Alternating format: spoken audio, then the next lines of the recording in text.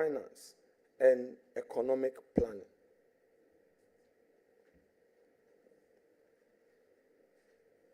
I'm staying a bit longer on this because the instrument is dated 9th. The letter, communication to us, is also dated 9th. Which is which? Honorable nominee, before you come in, leader, you know that the EI will take precedence over the letter.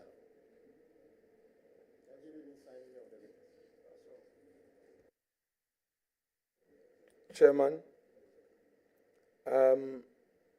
does that mean that we should put the nominees' vetting on hold and expect the presidency to communicate the correct designation to us? Because what you are saying, which I agree, that the instrument which comes under constitutional provision, Article 11, if we go to Article 11, for the avoidance of doubt, may we go to Article 11 of the Constitution, the hierarchy of laws.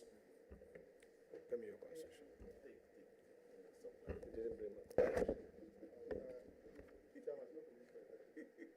No, but they are instruments. No, they don't need to be.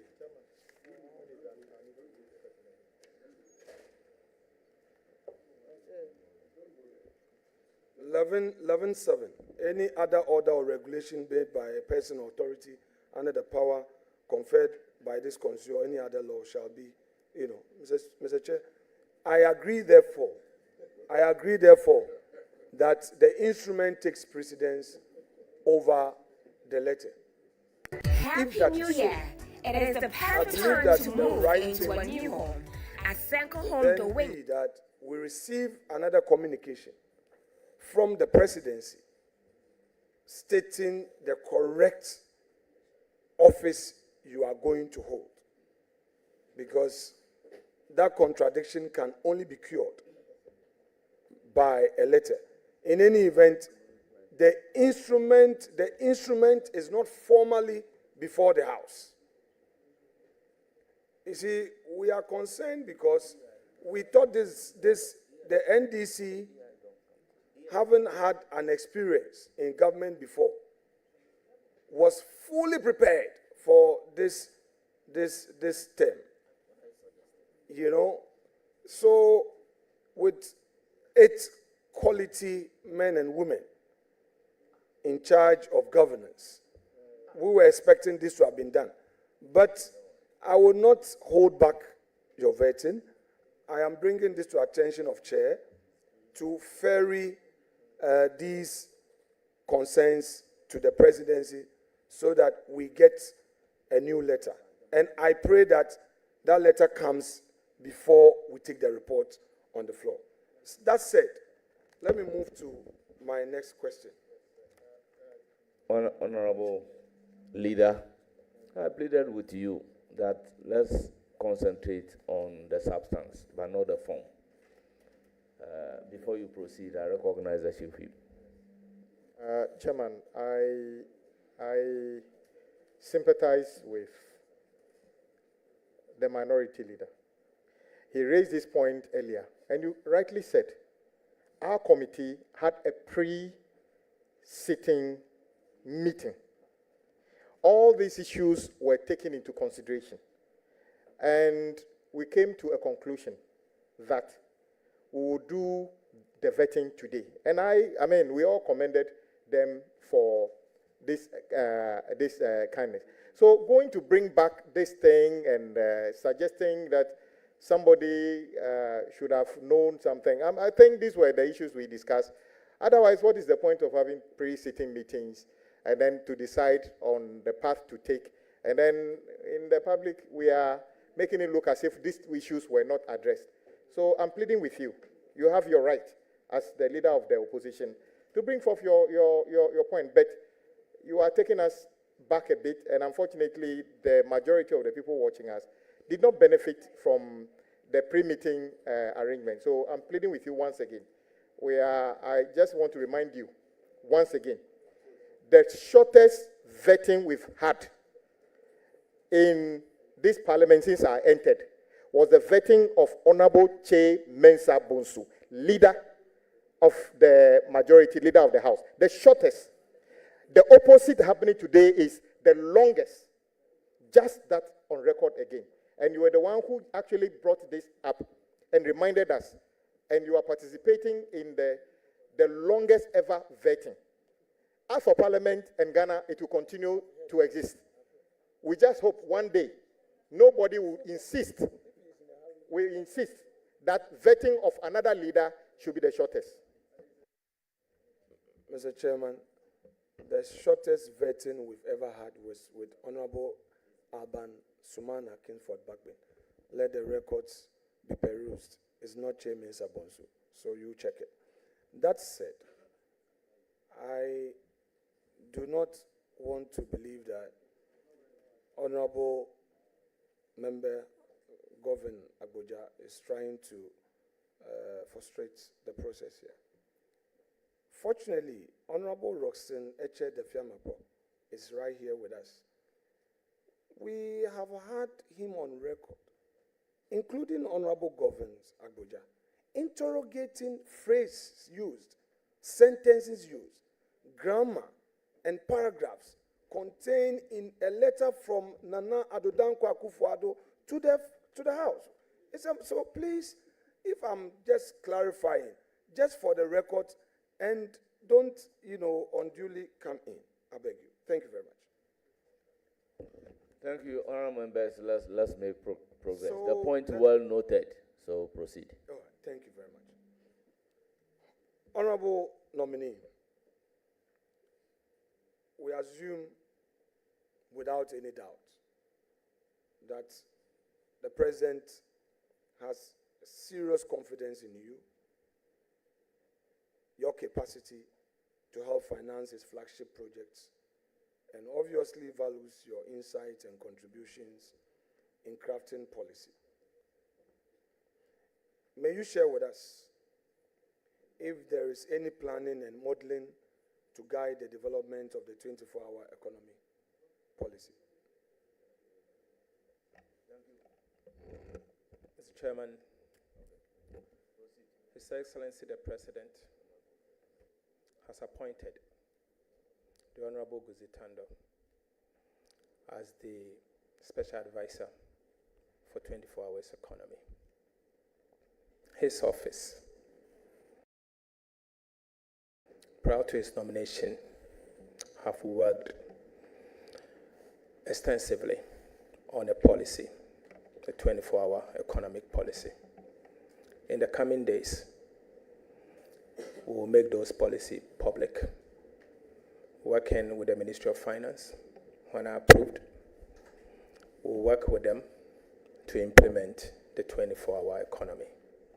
But as I've said earlier, I strongly believe that we can increase our GDP or double our GDP with the same capital and the same resources, and the same labor.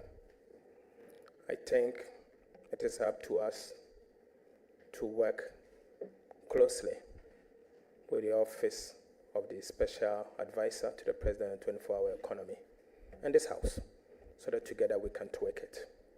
Look, let me say that if Ghana succeeds, we all succeed. And so we'll have to work together. I don't have the full details of the work they've done. And as I said, the work didn't just start. They've been working in the last 2 years to develop a program towards this 24-hour economy agenda. No wonder the Honorable Guzi Tando was nominated to lead it, because he has been leading it since opposition. Thank you. So, Chairman. Thank you very much. Next question. Chairman, so just for the ordinary Ghanaian, what is a 24-hour economy? Just for the ordinary Ghanaian to understand. Thank you, Mr. Chairman. He needs an explanation of 24-hour economy from you. Mr. Chairman, simple put, a 24-hour economy is an economy where the rest sectors of the economy doesn't sleep. the rare sectors of the economy doesn't slip. For example, we have a mining sector, don't we? We want to see where the mining sector does not slip, as against a situation where the mining sector, for example, does 12 hours and go to bed. The benefits of light electricity, they should be able to work 24 hours, and many other sectors. You have the hydrocarbon sector. You have the entire agriculture value chain. It's not just going to farm, but after farm, the produce must go to a warehouse.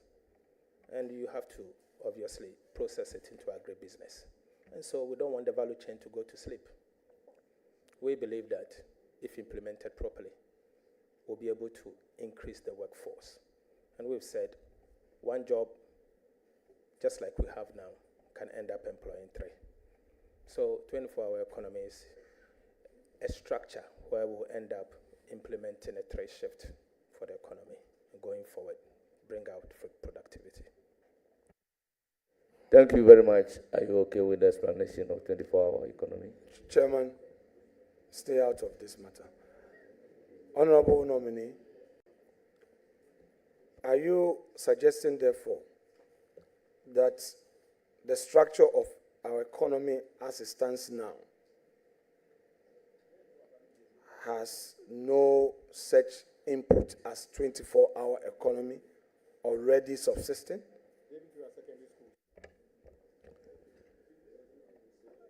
There's some semblance of 24 Please hour. go ahead with your answer. Mr. Chairman, I think if you talk about the rare sector, no.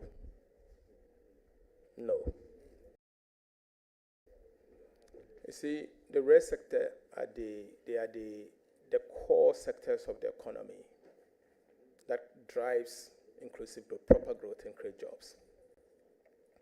You have health, where hospitals operate 24 hours.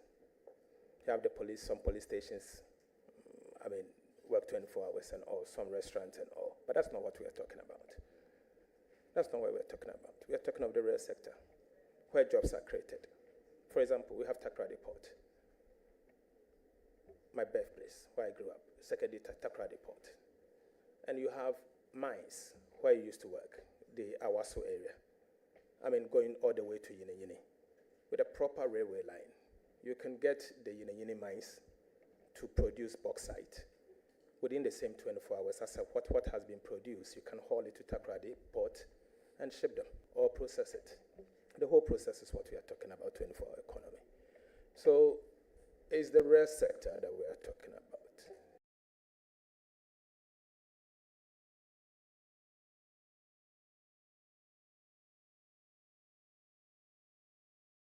Investment in the rare sector, deliberate government policy targeting the rare sector, where you can use the 24-hour economic policy to drive growth. That's what we are talking about, not chop bars. We are not talking of chop bars. We are not talking of pharmacy shop. That's not what we are talking about, rare sector growth. So are you therefore saying that you've done some costing, and having done some costing, you have an approach in terms of this model? Because from your answer, you are suggesting that, and if you are targeting these sectors and you really want to fuel economic growth, it means that you need to inject some funding. So let us know what funding arrangement you have in place to back this policy. Mr. Chairman, I don't want to jump the gun. I said earlier that the Capable of answering the question. I said earlier that the Office of the Special Advisor to the President, responsible for 24-hour economy, is doing some work. I know they're almost done, and because the work started 2 years ago when whilst we were in opposition. Today he's in office. He will need to tweak it and present same to Parliament.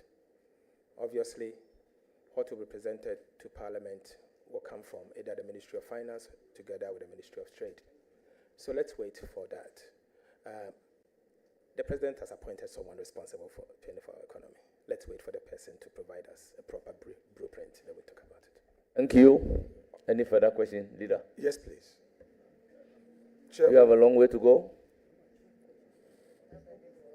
Chairman, we have a 10 billion public infrastructure investment plan proposed by the NDC. The NDC in government seeks to introduce the sinking fund and cap government borrowing. This is a manifesto promise. First, I want to know whether you pledge your support for this manifesto promise. And if so, walk us through the numbers and demonstrate how it fits into the IMF framework for 2025 to 2028. Mr. Chairman, I subscribe to the tenets of our manifesto because I was part in formulating that manifesto. Mr. Chairman, yes, we promised to set up a sinking fund. It's necessary. It is required. If we had single fund today, I wouldn't be sitting here lamenting that there are debts that will fall due, yet we do not have buffers. We need to establish that sinking fund.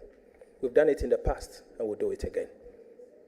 I've said that it is only right for you to save during good times to take off bad times. So we'll save when it's good, and when it's bad, we'll have buffers to be able to deal with the challenges. There's the need for us to cap borrowing. We have to cap borrowing. You can't borrow into an unsustainable pit. We've seen it in the past. Can we continue the same way? Can we continue giving bondholders haircuts? No. You know the consequences of the haircuts that we went through. The banking sector today is limping, and we'll have to borrow to support the banking sector as a result of the haircuts that the country went through. And many others. Pensioners have to suffer. Individual bondholders have to lose their capital, some their medication and all. We need to cap the borrowing. We need to have a plan to cap those borrowings. And so we commit to that. Aside what you mentioned, the 10 billion big push policy, the economy must grow in spite of all of this. Ghana's economy must grow. 10 billion over 4 years gives you 2.5 billion. The outgoing government, the immediate past government, Agenda 111, has left behind 1.5 billion for us to complete Agenda 111. We know all of that. But I can assure you that in spite of the challenges, we have to carefully invest in the rare sector. And you know my biases already. Hydrocarbons, mining, infrastructure, agric and agribusiness, and SMEs. We need to finance the sectors, and the rare sector development is key. So 10 billion US dollars, we can fund it over the medium term, over a 4-year period. And I've said here, the quality of expenditure matters. You have a choice to take 58 million US dollars to build National Cathedral.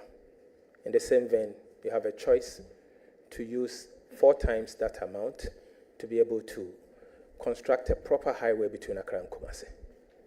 What would that do for you? It will increase productivity.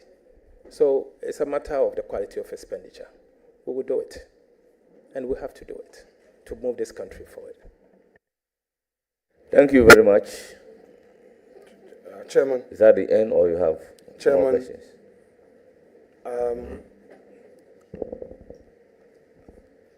I learned something from Dr. Forson. I'm not an economist.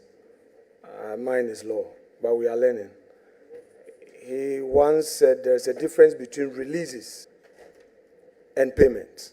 So government will release to controller, and then controller would have to effect the payment. So when you can talk about actual payment when you are in receipt of your payment.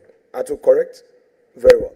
So I would want to use that to clarify an earlier point that I made from the school feeding secretariat, that government released the entire 72 days owed the caterers to controller.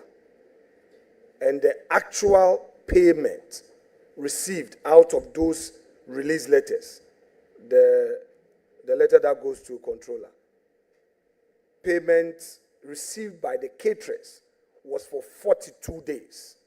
And that the 32 days outstanding is yet to be received by the caterers. So I just wanted that on record. And that becomes your first responsibility, to ensure that the controller complies with the releases. Are you ready to ensure that the controller complies with the releases? Mr. Chairman, you are aware that Well, before coming to answer the question, I thought you said they have fully paid.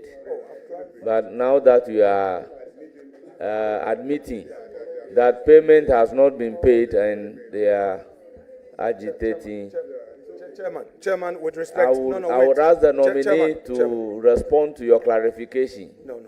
Chairman, we are politicians and I understand languages when they are coded to mean something. I've been in this business with you, so wait. I've noted that since it got to my turn, all my questions, you find a way of repeating. We've been doing this. I was playing number 6 when I was on government side. So I understand the game you want to play. But wait. No. Chairman, I was doing... Which number am I playing? I don't know. But it's for you to determine the number you are playing. But let's get back. We all learn. And when you're learning, you don't have to be worried about mistakes. So you learn. I'm saying that government released all outstandings. And through the warrant that communicated to the controller, it was for the full amount owed the caterers, the 72 days. So government of Nana Addo Dankwa Akufo-Addo, at the time of leaving office, released the entire outstanding to be paid. Now, the records have it that as at 31st of December 2024, the controller had only paid 42 days out of what he was directed to pay, and that we have some days outstanding in releases yet to be paid. Do we have your commitment to ensure that the controller complies with this?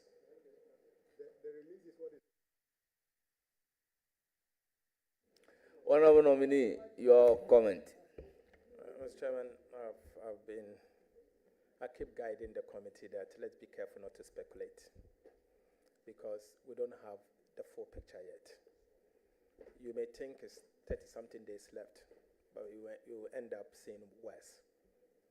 So I urge that let's take our time, get to the ministry, do a proper assessment as to the arrest due, and have a plan to repay.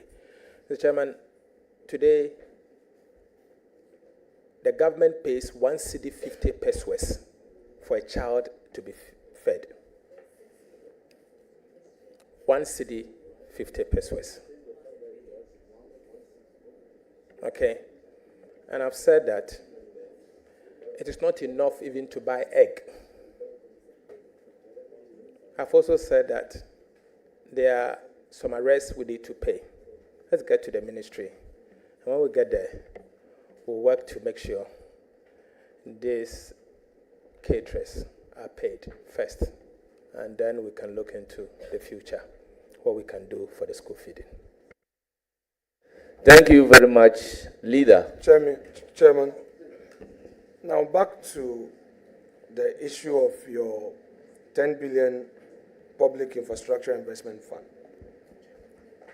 I want to know from you, Honorable Nominee, how much of the 10 billion shall be raised in each year, and how will that fit under the debt ceiling manifesto the debt ceiling in your manifesto, because you are proposing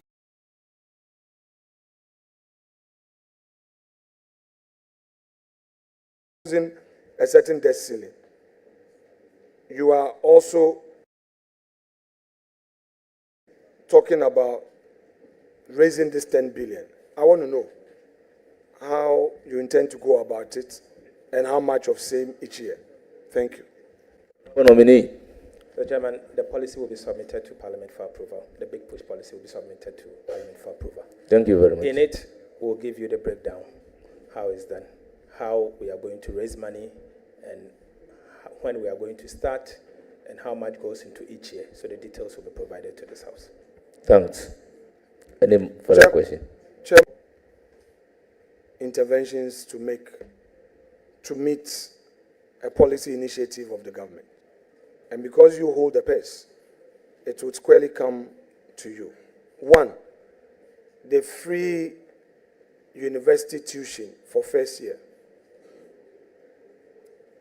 Second, the extra costs to be incurred and the free SHS to cover private schools. So these are two main expenditure lines to look out for. So let me start with the first one.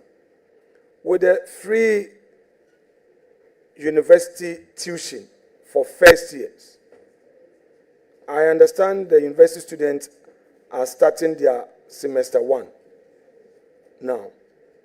Are you going to implement it now? The free first year tuition for university students. Are you going to implement it this academic year, which has just begun, and would you factor it in your budget, which you are going to present? Thank you. Mr. Chairman. Well, proceed with the answer. Mr. Chairman, first, I'm not yet the Minister of Finance. Second, Mr. Chairman, I have to be at the ministry to assess the situation and introduce government policies accordingly. My responsibility as Minister of Finance will include mobilizing domestic revenue to fund government projects or government flagships. I will do that not alone, but working with Cabinet. I'm mindful of our manifesto promises, and I should be the one to be able to recommend same to government if we can afford it. And as long as it's in government manifesto and there are timelines to it, I commit to it. I commit to it, and we'll do just that. But let me get to the ministry first, and let's see what we can do.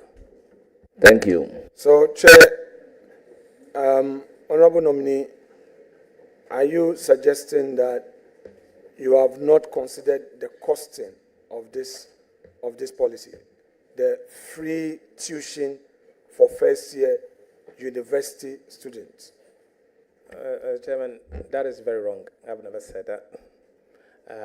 It doesn't matter the costing. It must fit into a framework. And I have to get into the ministry first. I can't pretend to use this podium to read the national budget. This is not a budget. Let me get there so that I can present the budget to you, and some of these policies will be appropriately. Thank you very much. Chairman, I would want a further clarity on this all-important policy. Your manifesto talks about tertiary. Tertiary is not only the universities, but post-secondary institutions that award diplomas, certificates, in my view, are tertiary institutions. So you have nursing training institutions, colleges of nursing. You have the colleges of education. Are they all going to be factored in the free first year tuition to avoid discrimination? Mr. Chairman, I think I've made this point already. I'm not yet in a position to make policy pronouncement on behalf of the government. I'm only a designate, a nominee. And you need to approve me first. Give me the power to be able to make policies and announce to you policies. Mr. Chairman, you may ask the Honorable Minority Leader to file a question so that I can come and answer when I become the minister. Thank you very much. You have to Chair- file a question Chairman, after approval. no worries at all. But you see, a distinction must be made. There are matters that you need to get to the ministry to enable you have it handy. And those are not the ones I'm asking you. These are policies. And being part of a political party leadership, I know what goes into manifesto pledges. We had hints many months, or if not a year or two ago, that you were leading the economic team of your party. We know.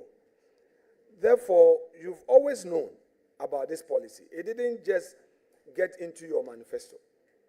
What I want to know from you are facts within your domain, whether colleges of education, colleges of agriculture, colleges of nursing, and other institutions that are tertiary institutions are part of this free first-year tuition.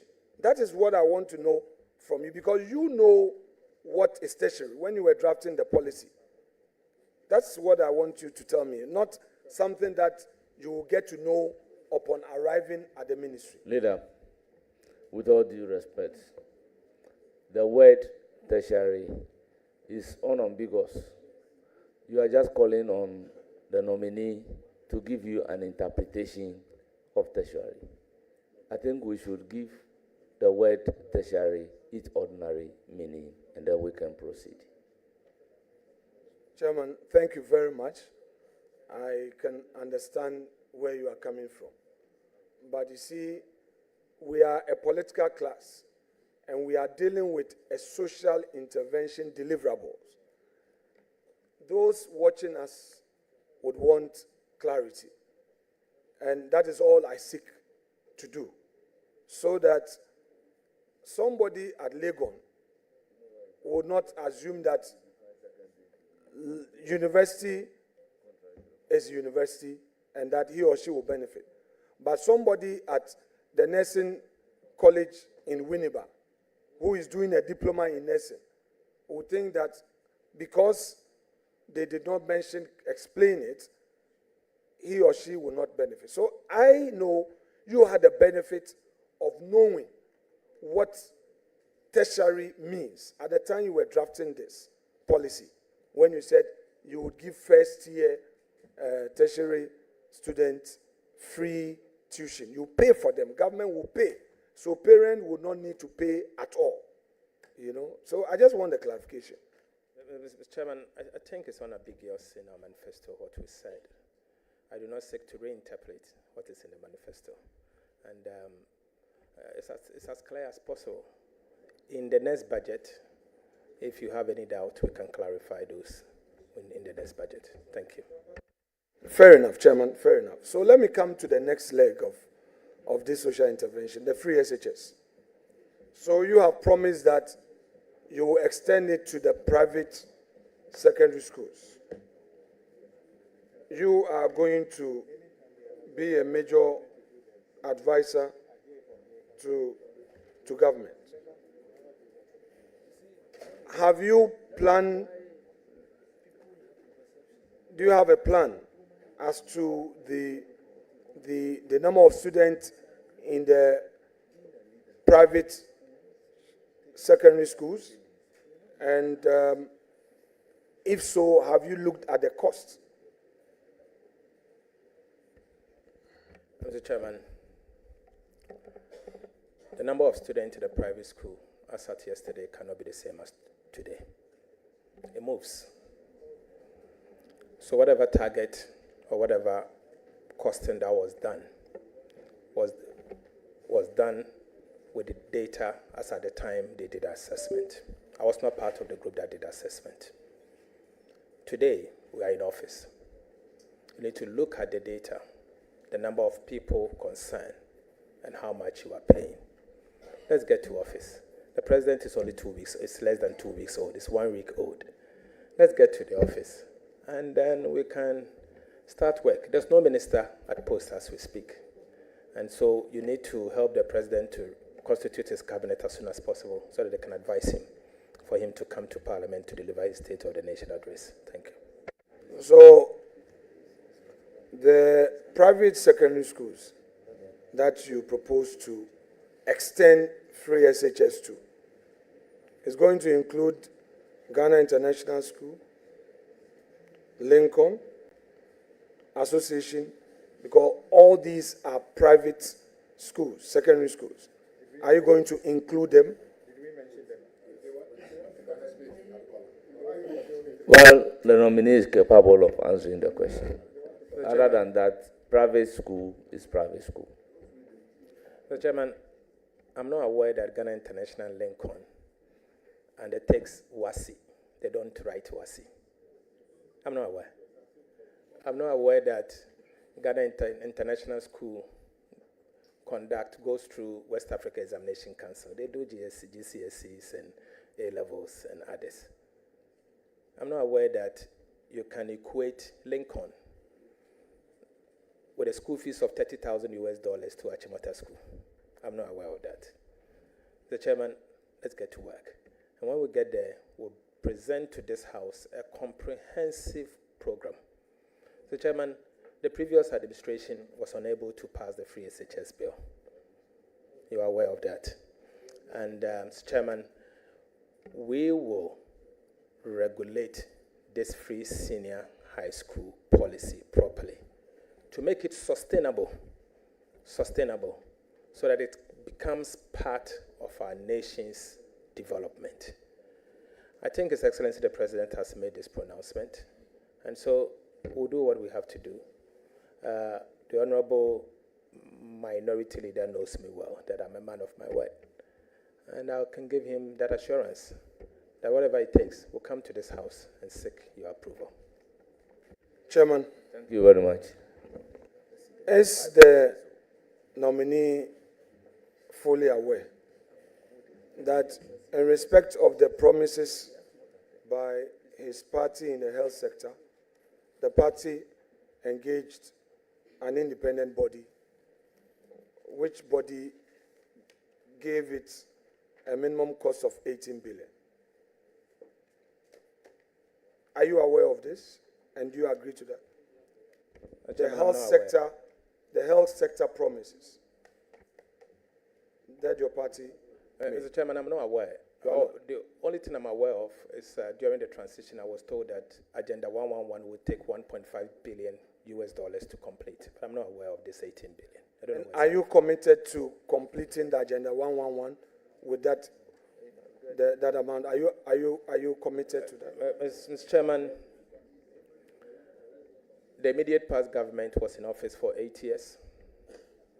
They announced the Agenda 111 in 2020. We were told they were going to complete it within a year and two. Mr. Chairman, this is 4 years. They have not been able to complete Agenda 111. We have huge debt awaiting the next government. What we know is that His Excellency the President has committed that he is going to complete all ongoing projects. I'm a servant of the President. I'll be his minister if approved. And so when you approve me as minister, I will assess the situation. I'll find out what you are leaving behind and be able to advise the President appropriately. By the moment, I'm not in a position to advise him because I do not have the full data on me. Thank you. Chairman, I have the last two for my respected brother and colleague, and I'll call it a day.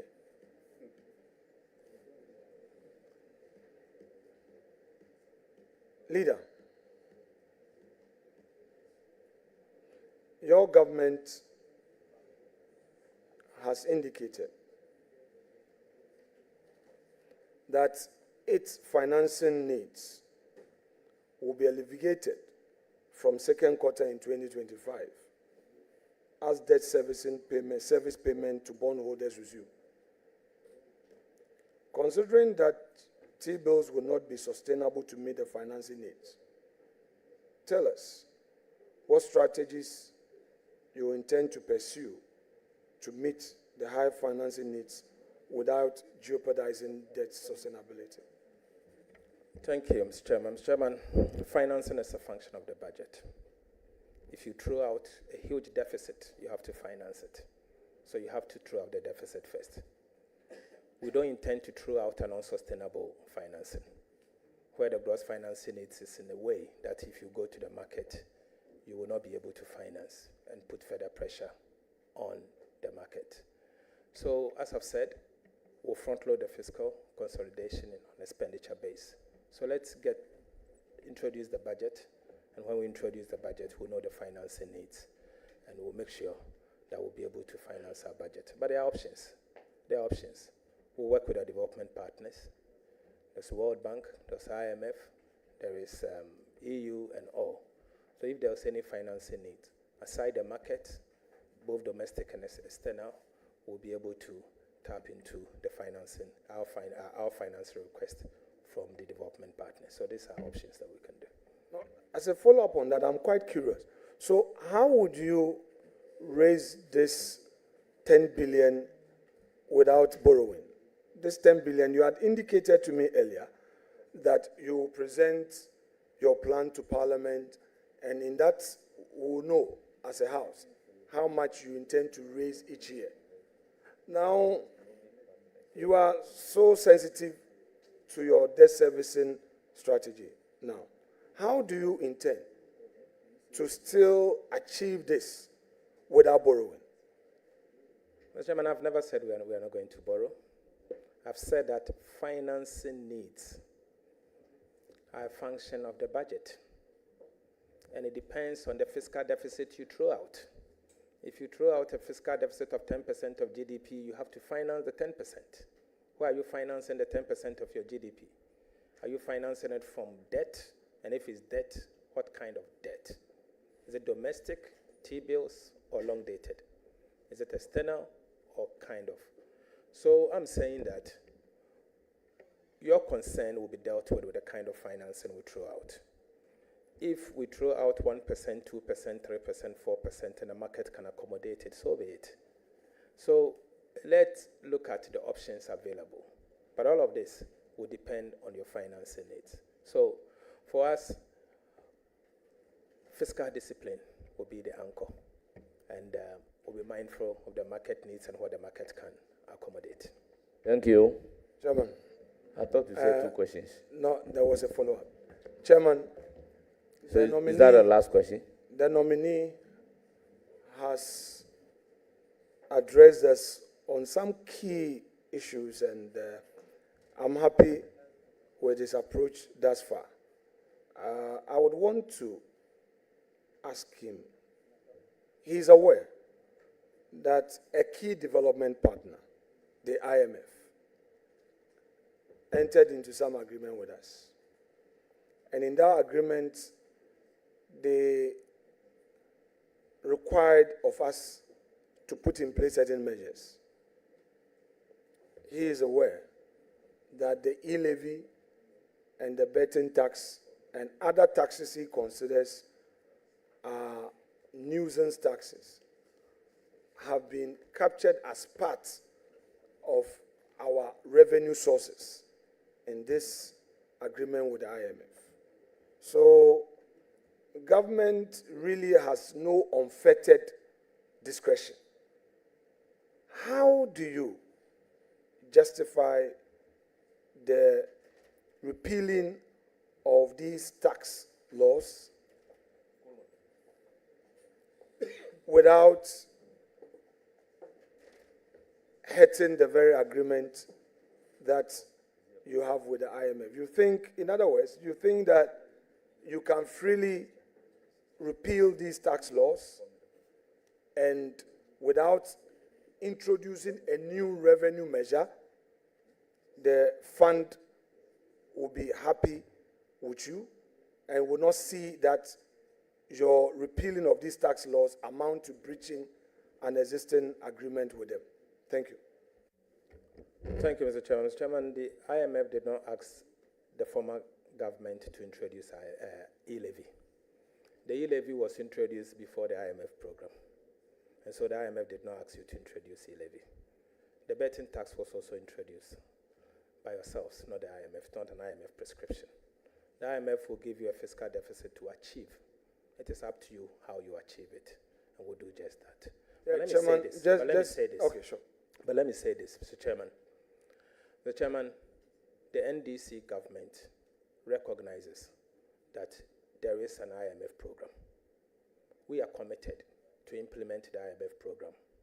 We are also committed to achieve the objectives of the IMF program. We are not going to jettison the IMF program. We'll implement it. It is an agreement between the Republic of Ghana and the International Monetary Fund. Today, we are in government. We have a responsibility to implement it. I'm on record to have said that we will implement the IMF program. And so we'll implement the IMF program. We are not running away from that. And so whatever it takes, we will not run away from the implementation of the IMF program. And we'll implement it to the latter and achieve the objectives of the IMF program. So, Chair, is the nominee therefore suggesting to us that repealing these tax laws, these taxes that he considers them nuisance, repealing them without introducing new taxes or other forms of taxes in their place will not amount to breaching the IMF agreement? Mr. Chairman, you can rake in other form of revenue through compliance. You can use compliance measures to bring in additional revenue to replace these taxes you are removing.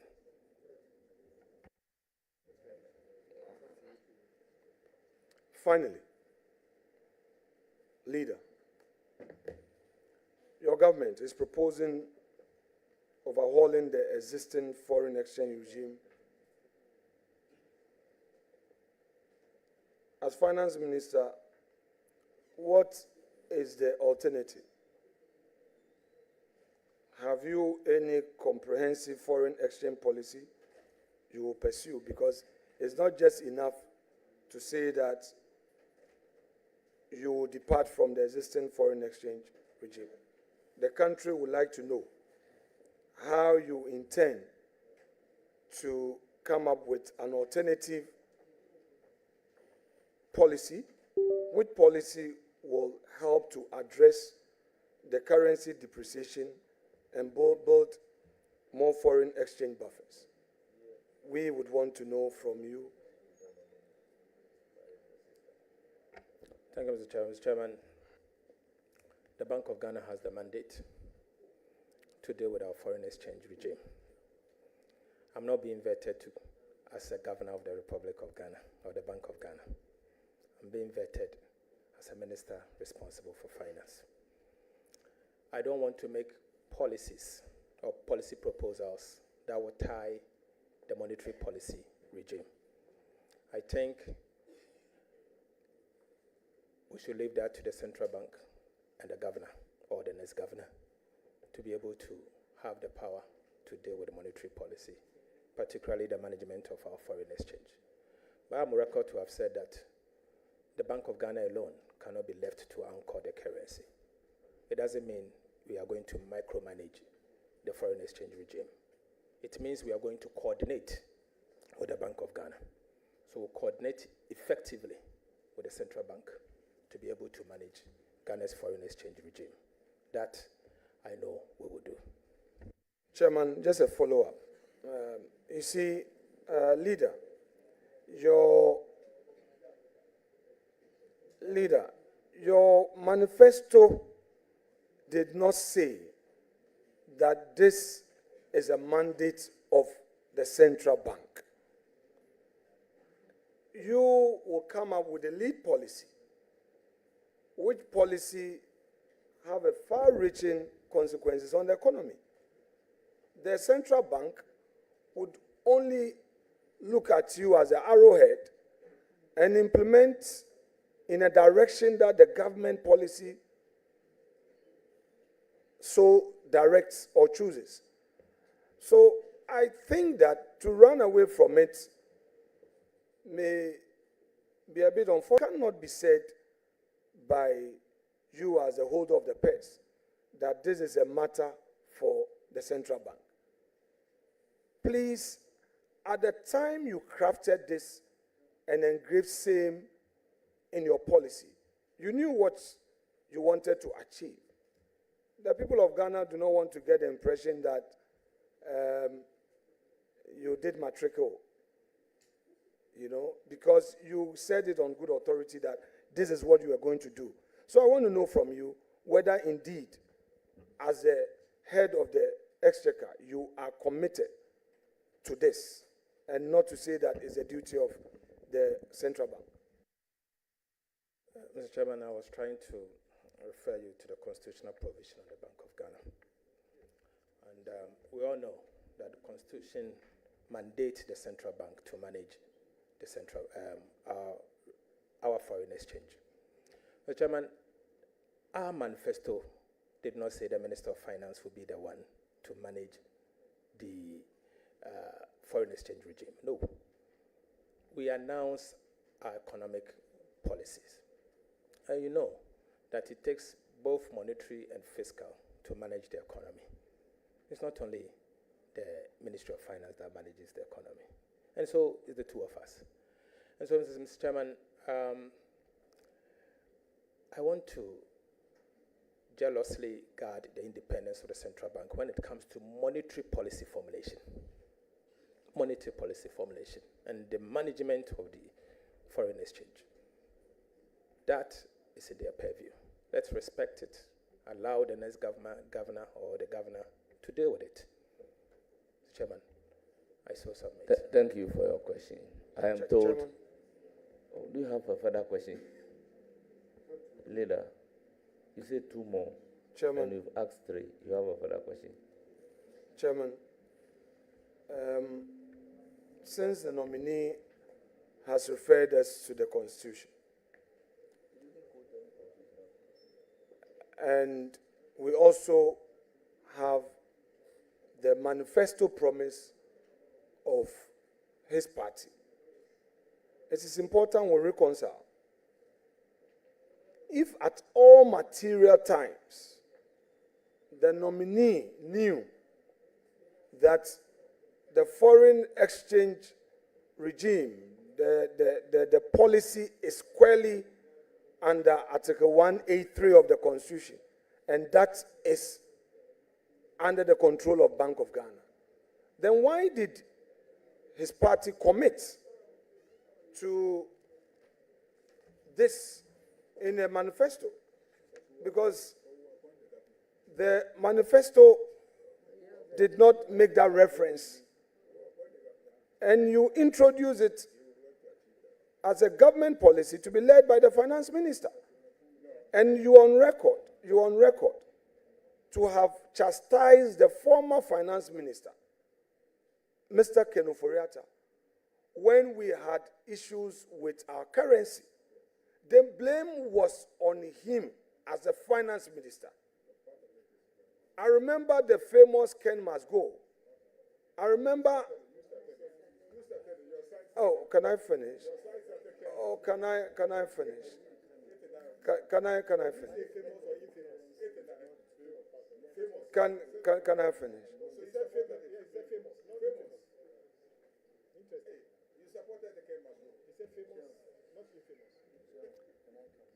The duty, a certain British politician once said, the duty of His Majesty's opposition leader is to oppose.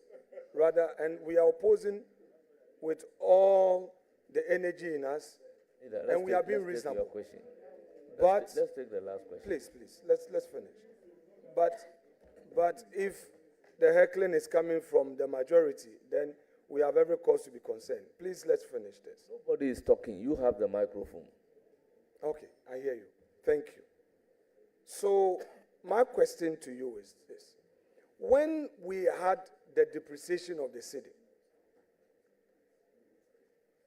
your side in parliament chastised the finance minister for not showing leadership in managing the city. To you, it wasn't about Bank of Ghana. And I'm saying that today, in your manifesto, you have re-echoed that same policy. And if you are now going to quote the Constitution to say that that is going to be the responsibility of Central Bank, then my question to you is that, did you mislead the Ghanaian people when you engraved that in your manifesto? Mr. Chairman, that is inaccurate. Mr. Chairman, let me also refer you to the same Constitution, Article 184, 183, 1834. Mr. Chairman, it says the following shall apply to the Governor of the Bank of Ghana. He shall be appointed by the President, acting in consultation with the Council of State for a period of 4 years. Mr. Chairman, the governor will have to be appointed by the President. The governor will have to subscribe to the ideals and the vision of the President in foreign exchange, in the foreign exchange management. The President has a social contract. He signed a social contract with the people of Ghana.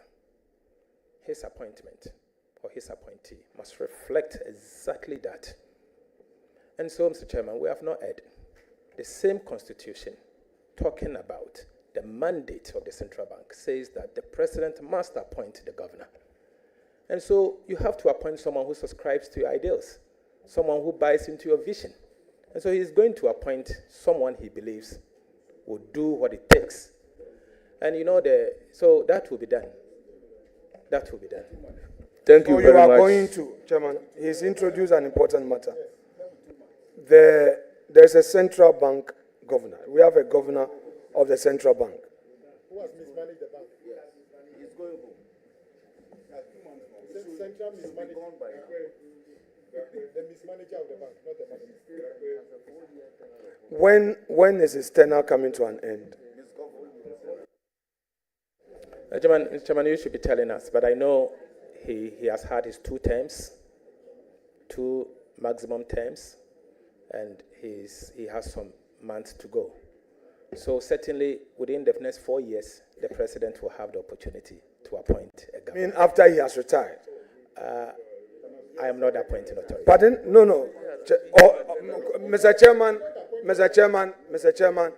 we need some protection here. The majority, exactly. Honorable nominee, honorable nominee, you are telling the committee that the governor has some few months to go.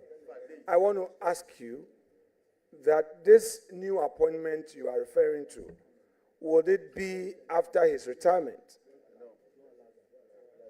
Honorable members, the Constitution states clearly the tenure of office of the governor. So definitely what the nominee is saying is that within a period, it will come to an end and the President will have the opportunity. This issue as whether when exactly it will end is not a question for the nominee to be asked. Chairman, I think your ranking member is done. Yes. So if you raise new issues, you may invite him again. Yeah, so honourable members, it's now my turn to answer a question, to ask a question, but I have no question for the nominee. I will use the period to acknowledge the presence of some guests in our midst who are here to give moral support to the nominee. They are Nana Efua Esiwa II, Paramount Queen Mother, Ejumako, Ama Forsen, sister to the nominee, Kwesi Forsen, Kojo Forsen, brothers to the nominee, Sechiwa Claudia, sister, Reverend Pa Kojo, brother, Mr. Afrifa, brother, Professor Ferdinand Ahiakpo, staff, James Ajenim Boatin, staff, and Professor Jonathan Annan, a Jumako Enyen, a CM constituency chairman. May I have the privilege to say you are most welcome.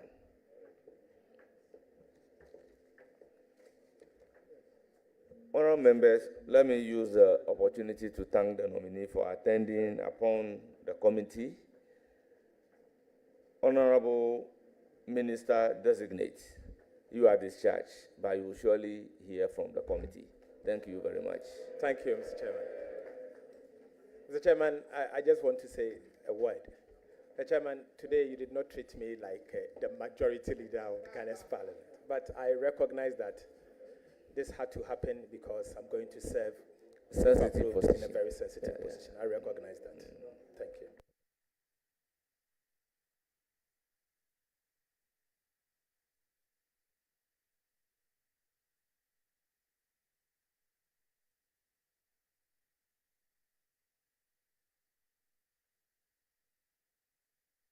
Honourable members, we'll have 30 minutes break to ourselves. We'll resume. Yes. Yes, 30 minutes. 30 minutes. Okay, let's make it.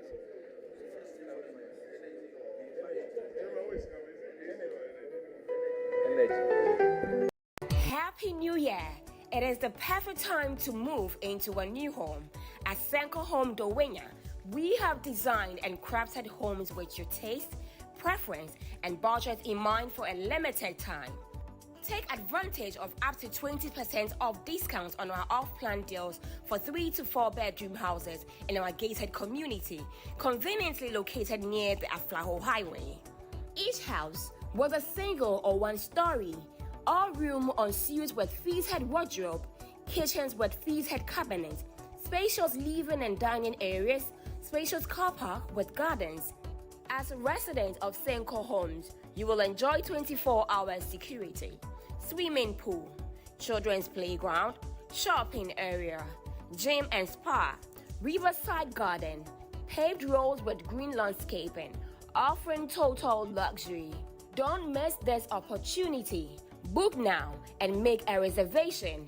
Call us on 053 909 9533 or visit our website on www.sh.senkodevelopers.com.